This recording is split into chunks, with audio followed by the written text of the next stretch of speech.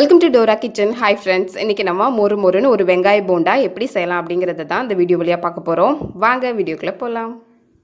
இதுக்கு நிறைய பொருள் தேவை கிடையாது, வெங்காயம் மட்டுமே போதும். 10 நிமிஷத்தில் ரொம்ப சூப்பராக ரொம்ப டேஸ்ட்டாக செய்து முடிக்கலாம். இதுக்காக நம்ம இப்போ வெங்காயம் எடுத்துக்கலாம். நான் இதுக்காக 2 பெரிய வெங்காயம் நீளமாக கட் பண்ணி எடுத்துருக்கிறேன். இது எல்லாமே ஒன்றோட ஒன்று ஒட்டாமல் தனித்தனியாக உதிரியாக இருக்கிற மாதிரி பார்த்துக்கலாம்.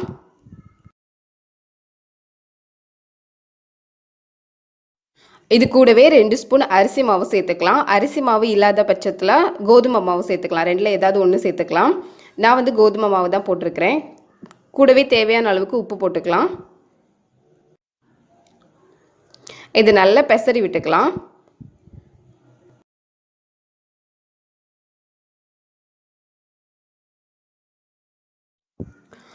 இது கூடவே 1/2 ஸ்பூன் ஜீரகத்தூள் சேர்த்துக்கலாம். ஜீரகம் பொடி பண்ணது. கூடவே கடலை மாவு சேர்த்துக்கலாம். இதுக்கு கடலை மாவு தான் மெயின். முதல்ல ஒரு 4 ஸ்பூன் சேர்த்துக்கலாம். கூடவே சோடா உப்பு இருந்ததுன்னா சோடா உப்பு சேர்த்துக்கலாம்.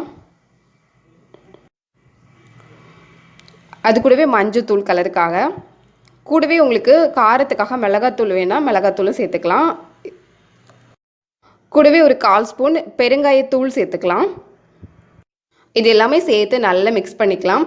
காரத்துக்கு மிளகாத்தூள் வேணால் போட்டுக்கோங்க. நான் மிளகாத்தூள் சேர்க்கல, ஆனால் நல்ல காரமாக வேணும் அப்படின்னா 1/2 ஸ்பூன் மிளகாத்தூள் சேர்த்துக்கலாம். இது எல்லாமே கொஞ்சம் கொஞ்சமாக தண்ணி தெளித்து அது எல்லாத்தையும் நல்லா மிக்ஸ் பண்ணி எடுக்கலாம்.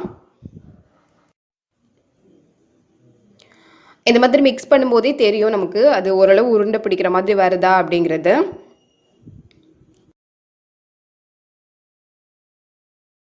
போண்டா செய்கிறதுக்கு எப்போ மாவு அதிகமாக இருக்கணும், வெங்காயம் கம்மியாக இருக்கணும்.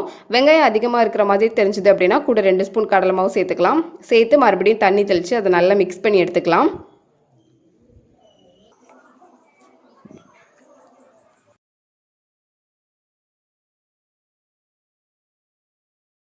உப்பு மட்டும் கரெக்டாக இருக்கா அப்படின்னு செக் பண்ணிவிட்டு இந்த மாதிரி கொஞ்சம் கொஞ்சமாக தண்ணி தெளித்து அது ஒரு உருண்டை பிடிக்கிற அளவுக்கு கொண்டு வரணும். கூடவே கருவேப்பிலை, பச்சை மிளகாய் சேர்த்துக்கலாம். இதையும் சேர்த்து நல்லா மிக்ஸ் பண்ணிக்கலாம். அவ்வளோதான், போண்டா செய்கிறதுக்கு தேவையான மாவு நல்லா ரெடியாக இருக்குது.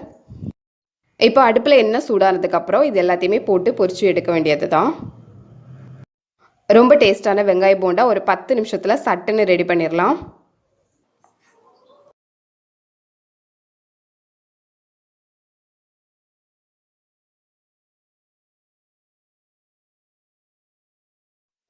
நல்ல ப்ரௌன் கலரில் மொறுன்னு வெங்காய போண்டா ரெடியாகி வருது. இது பார்க்கும்போதே நமக்கு தெரியுது.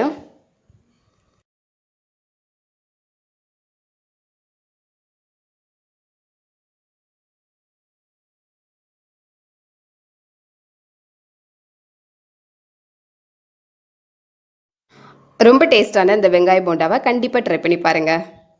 இன்னொரு வீடியோவில் பார்க்கலாம். தேங்க்யூ.